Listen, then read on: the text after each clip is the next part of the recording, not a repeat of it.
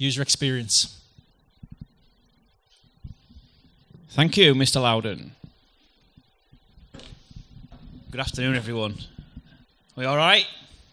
Good. Good. Suitably refreshed? The bar's open, so help yourselves. Right, I'm going to give you a quick whistle-stop tour this afternoon about some tips that you can do to improve the user experience of your website or the websites that you run for clients, or whatever that might be. A little bit of background about me. I've done 20 years in digital this year, which is pretty shocking when I think back about it. There are a couple of brands on there that I've worked with before. I seem to be attracted to the colour red. I don't really know why. But I've worked across a lot of large businesses across my career, and also smaller, medium enterprises. So I've got a decent wealth of experience to talk to you about today.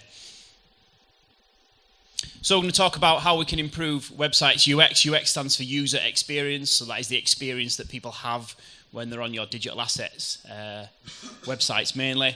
And there's 3 pretty simple steps that you can do. Everything I'm going to talk to you about today is free. It doesn't cost any money. It doesn't going to cost you any money to buy anything or do anything. It's all available with the assets that you probably have on your website. So show of hands, who runs or operates a website for a business or a company at the moment? Quite a few. Okay, cool. Some of this stuff you might know, and if not, it's a good refresher. So we'll delve right into it. First thing I want to say is, if there's any hippos in the room, leave your opinions at the door. HIPPO stands for the highest paid person's opinion. I'll give you a real life story of this. Many years ago, I was running the digital marketing team for a large agency. We just relaunched a website for one of the UK's biggest, shall we say, home retail brands. I'm not going to say who it was or is.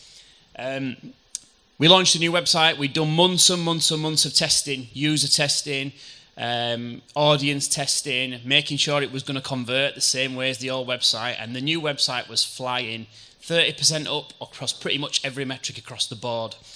So we took the plunge, set the new website live on about 12 o'clock on a Thursday. On Monday morning at 9 o'clock on the dot, the CEO rang me. And he said, "Steve, you're going to have to take the new website down and put the old one back up." And I said, "Okay, what's the reason for that? I'm looking at everything here and everything's up across the board. It's performing perfectly. Why do we need to take the new website down and put the old one back up?" Well, on Saturday afternoon, my wife went to play tennis with someone, and she's looked at our new website and she doesn't like it. His wife was not target audience for their product. She had no intention of buying anything that this company sold, but her friend's opinion was that it was rubbish and the old one was better, so therefore it should be taken down. Their opinion doesn't count because they're not target market for the product. But that was a real life story. We had to take the old website down. They ended up leaving us as an agency because of the advice that we'd given them to keep the new website going because it was 30% better. So what we did is we took that website, copied it, set up an affiliate website and made thousands of pounds. So we did all right out of it in the end. So the important thing here is that what we're going to talk about today is users' opinion is the most important thing on your website. You know, my opinion isn't important, your opinion isn't important. It's the people who use your website on a regular basis. You need to listen to them. That's what this is about. So that's the one thing we take away from today. So why should we improve it? Well, improving user experience gives your audience a more desirable place to be. So by making your website quicker, by making it easy to use, by making it better accessible on a mobile device and things like that are all really good things for you to do. It reduces friction. That's a really good phrase to take away today. Friction. Reducing friction between your website and your user base is a really important thing to do. The more you can do with that, the more likely they are to stick around, the more likely they are to tell people at tennis club that your website's really good, and all that kind of thing. So, you know, just generally improving anything you can with your user experience on your website is a really great thing to do. This is a pretty mad stat that I found while prepping for this. This is a website called Siteify. I don't know if I pronounced that right. Apologies to anyone who does know this site. And currently there are 1.17 billion websites in the world live, but only 17% of those are active. The big numbers really are the ones further down. So we're seeing 175 new websites created every minute, 3 new websites created every second. That's pretty insane. So the point here is that if you're not creating a very good user experience, there's somebody who's coming around the corner in a minute's time that will. So you're going to lose out if you're not creating the best experience you possibly can. We did a bit of a survey in our office in the last week or so just about common UX nightmares that people have experienced as consumers. So, anyone experienced these? You must register or set up an account to check out. Show of hands. Anyone experienced that? Yeah. Keep your hand up. Put it down if it annoys you. Ooh, one hand up. Why does it not annoy you, sir?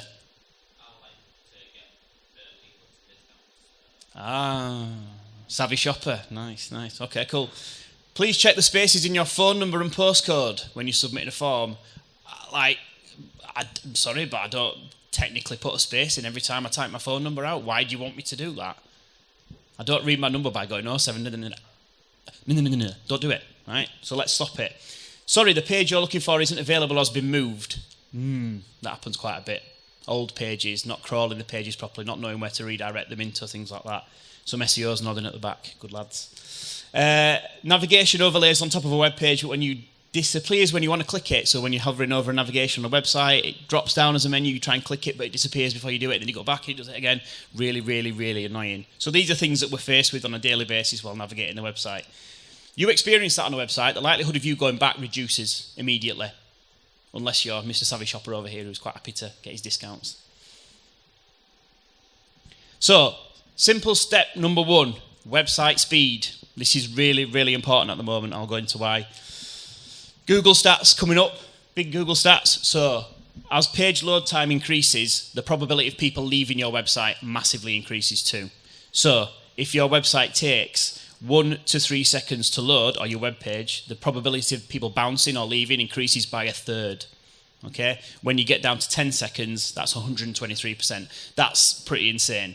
So you've got 2 seconds to make an impression, pretty much. So if your website's not loading 2-3 seconds, these are the numbers that you've got to think about. People are going to leave, not going to convert, not going to give you the action you want them to take. In terms of mobile sites, and specifically around retail and travel, a 0.1 second improvement can improve conversion by as much as 10% for a travel site, 8% for a retail site. So again, 0.1 second, that's a really small amount of time, but Google data tells us that this improves the conversion rate. Mobile sites that load in 2 seconds or less have a 15% higher conversion rate. So you think about the websites that you're running at the moment. If you could get 15% more of your visitors converting or submitting a lead or whatever it is that your goal action is, you're talking about big numbers every year. Yeah, so this is big numbers.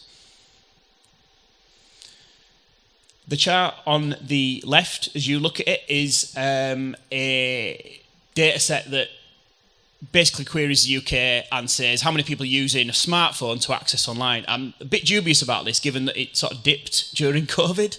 I mean, pretty much everyone was sat on a mobile phone during COVID checking whatever they were checking, but maybe the desktop use slightly increased in 2019. But you can still see that 85% of the UK population use a smartphone to go online. And the big thing, this is why you should really care about site speed at the moment, is that Google is moving to what they call a mobile-first index. So that will finish in July 2022. So what that means is that when they rank a website in their results, they will be using the mobile version of your website and not desktop. So they will discount it. So if the mobile experience isn't good, isn't quick, isn't slick, you won't get ranked accordingly in the search engine results. If you're quite happy with your desktop site and you sat there going, mine's really good, don't matter, Google don't care. So visitors don't care, because we're talking about high proportions of people accessing via mobiles. I forgot I had a clicker. Look at that, just remembered that. So what can you do right now? What can you do leaving this place today to try and kind of improve things? There are 2 sites that I suggest you go and look at. One is called GT Metrics. GT Metrics is the website that measures your site speed against your competition, but it also checks the structure of your site to see how quick it is, and it'll give you some interesting pointers on there. The other one is a page in Speed Insights tool, which is by Google. That's a little bit more dubious in its results sometimes, because it uses a very slow 4G connection to test your website, which most people don't have a very slow 4G connection. But these are both good sites to check, because what they will do is they will tell you whether your site is quick or not. It will give you a grade or a score. GT Metrics is particularly good because what it does is it can pit you against your competition. So what I thought I'd do is I'd do a bit of a road test on 3 of everybody's favourite German car manufacturers. Any BMW, Audi, Mercedes drivers in the room? Okay, right. Who do you think is going to win this test? Anyone? Audi, okay. Surprisingly, it was BMW. So BMW have the quickest user experience out of the 3 in the UK. This is what GT Metrics gives you. It gives you a load of numbers that you'll probably look at and go, what does that mean? But when you run the web page, it actually shows you what these stand for. So what this is saying is that out of the 3, BMW have the fastest website out of the 3. It loads quickest. It gives you the best experience overall from a speed point of view. So if you're between 3 cars, and the Mercedes site, which is the worst performing, takes 2.5 seconds to load, they're going to lose people pretty fast. So it's just a really good, useful tool for you to use to try and give you an idea as to how quick your user experiences are on the site. So that was step 1. That was a simple step 1. That's simple tools you can run today. There will be things on there that you will find you can sort out straight away. We did it recently for a client where they were using PNG graphics on the homepage, which was taking on average twice as long to load than a JPEG. Simply swapping the image format out made the site twice as quick. Dead simple stuff. Simple step 2 is a tool called Hotjar. Has anyone ever used Hotjar before? Yeah, a couple of hands there. Good. So Hotjar is a really good tool to use, and we've got a little video which hopefully will explain what it does. For today's product teams, prioritizing what to work on means a bit of analysis, a bit of guesswork, and a lot of stakeholder alignment. Here's where Hotjar comes in. Instead of guessing what motivates your users' behavior, you can now see which bits of your site they love, where they click, tap, move, how far they scroll, and what they totally ignore. And by watching videos of users really interacting with your product, you get to spot your opportunity areas and bugs hiding in plain sight as your users see them. But it doesn't end there. You can also ask questions directly to your visitors and focus on just your most valuable user cohorts. Put all this together, and you get something we like to call a product experience insight, which gives you greater certainty about your hypotheses, which leads to you getting buy-in faster, which leads to you doing work that drives real business outcomes. Connect the dots between what's happening in your product and why it happens, so you can create customer delight fast. Hotjar.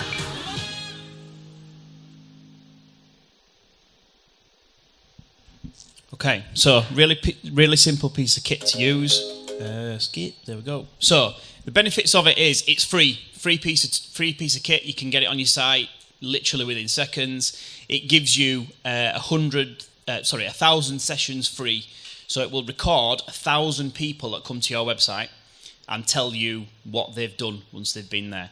You can install it via Google Tag Manager if you've got Google Tag Manager on your website. If not, you can just drop it onto the website code and it works really, really seamlessly.